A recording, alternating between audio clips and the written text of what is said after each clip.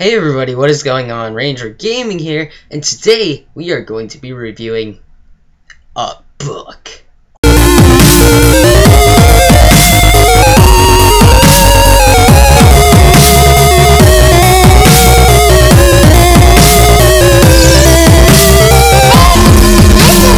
So before we begin, I would like to point a few things out for you all. That I know that this channel is called Ranger Gaming, which would signify that I would probably be doing gaming videos, but I honestly am not quite a big fan of that name anymore, because I really want to do more reviews than just gaming. Like, I want to eventually do movie reviews, and other reviews, and especially book reviews.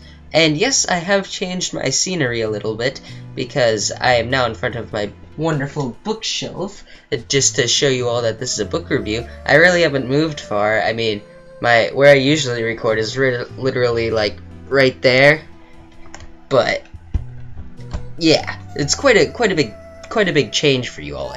So if you're only subscribed to me for gaming videos, then hey, why don't you try out something new and listen to this book review? If not, then you don't have to watch this, but I urge you to keep an open mind. And also, I'm doing this unscripted right now, so I hope it goes well and I don't just ramble on so much. And yeah, so let us begin with the review. So today we'll be reviewing a book and TV series, kind of, that I've been absolutely obsessed with for the past few weeks, like this summer break. And you could probably tell from the title what it is, but Game of Thrones! So Game of Thrones was written in 1996 by author George R.R. Martin, and the first fantasy book in his series called A Song of Ice and Fire. Now you're all probably thinking, Game of Thrones. I've heard of that name before.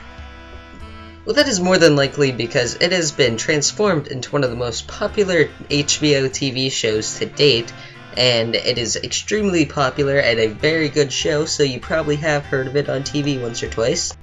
Now, one thing about this series that I am ashamed to say is that I watched the TV series before I started to read the books. I know, it's but the TV series is truly amazing. I'll get onto that in a little bit. At the end, I'll probably make a little bit of a comparison towards the book, but as for now, let's review the book. So Game of Thrones takes place in a mythical world known as Westeros, which is divided up into 4 different regions, aptly named the North, the South, the East, and the West. There's a king of Westeros, there's a queen of Westeros, very fantasy world, there are dragons, these zombie creatures called White Walkers, and many other fantasy elements that we will get into. Now, in Game of Thrones, the main family is known as the Starks, who live up in Winterfell, which is a kingdom in the north, where they are governed by their lord Eddard Stark, and they basically live up in a cold, frozen region. Then, one day, the king comes and pays Lord Eddard Stark a visit. Now, at its core, A Game of Thrones is very much a mystery book as well as it is a fantasy book, because it mainly circles around this mystery of the death of a man known as Jon Arryn. Now, Jon Arryn was a man who basically fathered Lord Eddard Stark and the king, Richard Baratheon, who basically one day just ended up dead with a fever. Some suspect it was murder, some suspect it was of natural causes, but that is basically what the mystery is of. Now, Jon Arryn was known as what is called the Hand of the King, which is basically the king's royal assistant who makes all the hasty decisions and basically does all the dirty work of the king, while the king is basically just the face of the kingdom and basically just sits there and doesn't really do much as the Hand of the King, but the Hand of the King is nonetheless a very important. Now, Lord Eddard Stark and King Richard Baratheon were very much like brothers growing up, so nobody trusts each other more like brothers do, and one day Richard Baratheon decides to go up to Winterfell and pay a visit to Lord Eddard Stark, and basically what Richard wants, the king wants, is a new Hand of the King, and he picks his brother Eddard Stark. Now, I'm not going to go very much into the plot as of now because I don't want to reveal very many spoilers, but now I will focus more on the characters of this book. The book is separated up into 8 different characters' point of views, so the book doesn't have actual chapters, but it just switches in between different characters. So if you don't like a certain character, then you just have to read through their chapter. The chapters are really kind of small, and you'll be on to the next character, so that is actually a really cool thing. Game of Thrones is a very character-centered story, which it mainly focuses on the different things going on in each character's life, whereas books such as The Lord of the Rings, or The Hobbit, or The Chronicles of Narnia, other fantasy works, mainly center around the plot and what is going on in the world, not specific characters' lives. So that is quite a different. Even though they both are fantasies, The Lord of the Rings and the Game of Thrones are very different at their cores when you get to know them.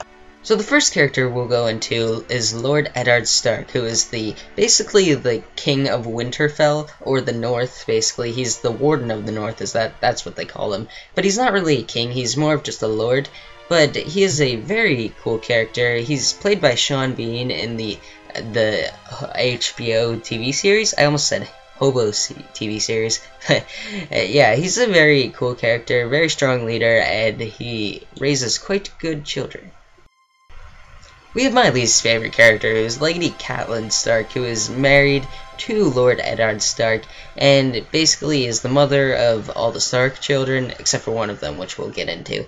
But, yeah, she's just not very interesting in my opinion, but you know, she brings up some pretty interesting scenes, so I don't really like her as a character, but some of the stuff that she encounters throughout the book is very interesting.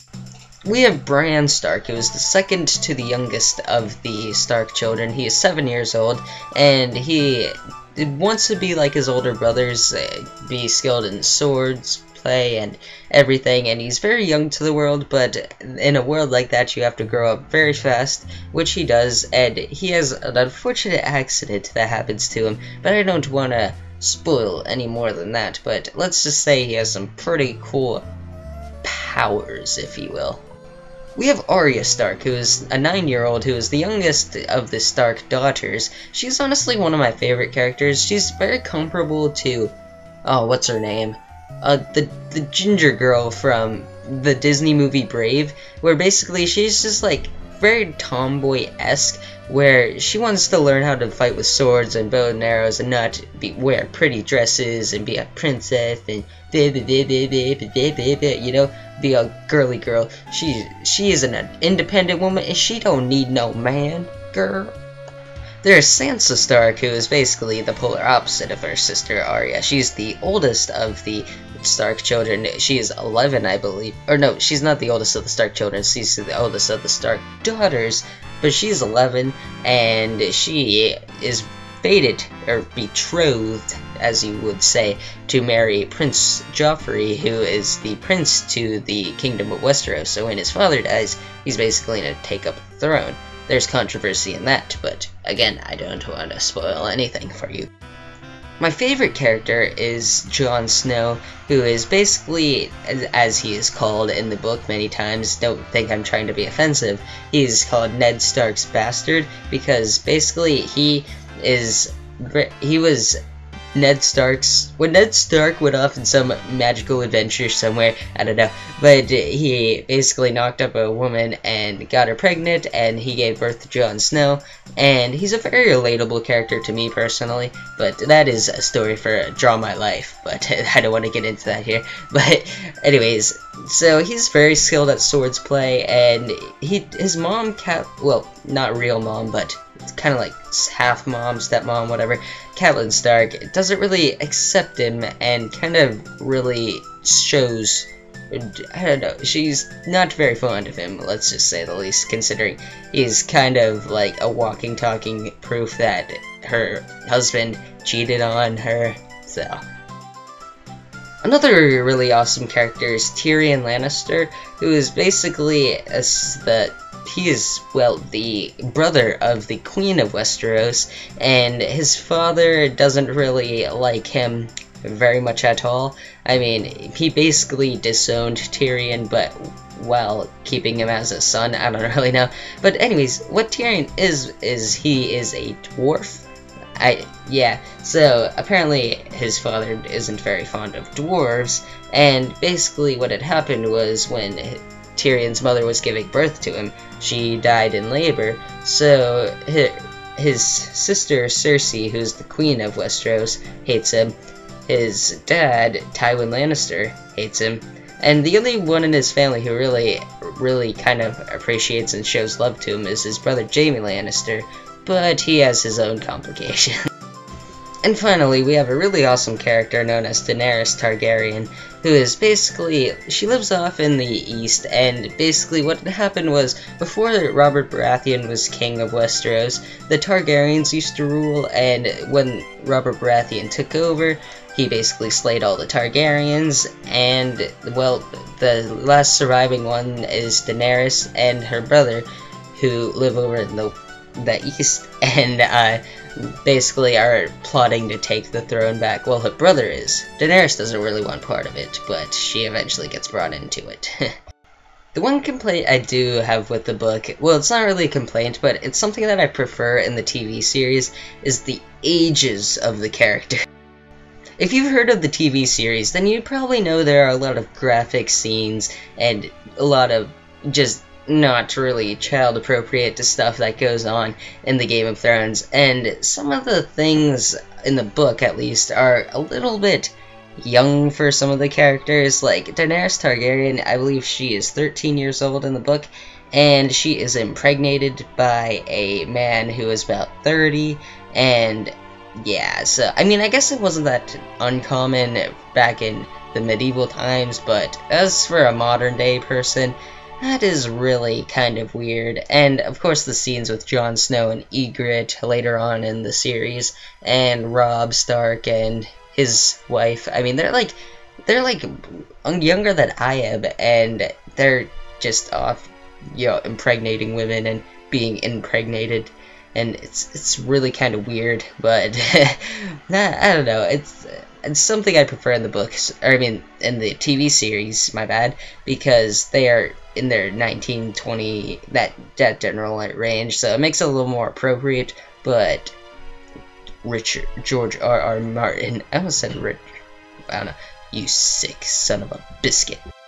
But I really do love the books and the TV series too, because I bought the first book a little bit earlier on this week, I believe about Saturday of last week or something, and I'm already finished with the first one. I have the entire series bought right now, and I cannot wait to read the entire series, and it is a very, very well written book. It's definitely one of my favorite books that I've ever read, and if for age recommendations for the book, I'd recommend you be at least, if you're an advanced reader in your 13-14 age area, then you could probably read the book, but if you're like immature and stuff, and laugh at every swear word or female body part that is mentioned, I definitely recommend you if you reread it when you're more mature, and that way you can understand what is going on and not be giggling. He just said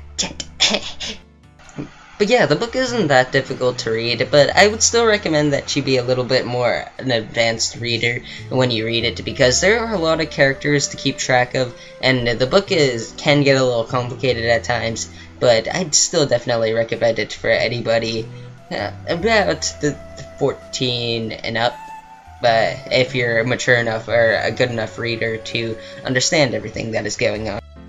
Now, I know the burning question on probably nobody's mind is, do I like this book more than The Lord of the Rings? The Lord of the Rings, okay, if you guys don't know, The Lord of the Rings are my all-time favorite books of, well, all time, and they're truly amazing books. I'll probably review them down in the future, but do I like them more than The Lord of the Rings? They're very two difficult books to compare together. The only similarities really are they take place in fantasy worlds, but in my personal opinion, no. As for right now, I do prefer The Lord of the Rings to the Game of Thrones or Song of Ice and Fire series, but I have only read the first book, so maybe along down the road when the series is actually finished being wrote, and then basically if I read all the books, it could become, I should say, my favorite book series or books of all time. But maybe someday. Maybe someday. But now on to the TV series. The TV series is an HBO series, which there are 10 episodes per season. Every season really takes place in one of the books. Like, one season is based off of one of the books. There are currently 4 seasons out, and I binge-watched that stuff. Like, I probably watched the entire series in less than a week.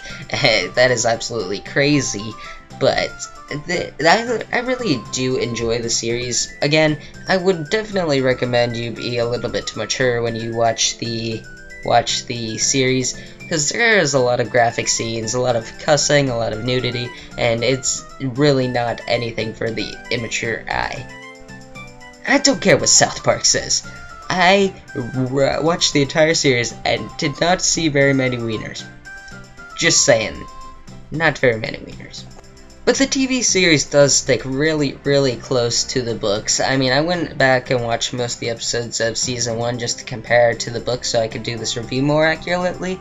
And yeah, they really do stick very close. I mean, George R.R. Martin, the author, is one of the executive producers of the show, so you can imagine that he'd want to stick very close. And plus, there are 10 episodes of an hour long each to cover each book, so it keeps more accurate and has more time to be more accurate than an actual movie or like feature film that would try to condense a book of over almost 900 pages into 2 hours, and instead they have 10 hours per season, and that is really something that I enjoy. If something like The Lord of the Rings was made into an HBO TV series, I have a feeling it would be a lot more accurate, because in the movies they did cut out a lot of stuff that happened in the books, but they were still amazing movies. I mean, I'm not discrediting them, but if they were a HBO TV series, I have a feeling they would be a lot more accurate. Somebody just slammed a door. It startled me.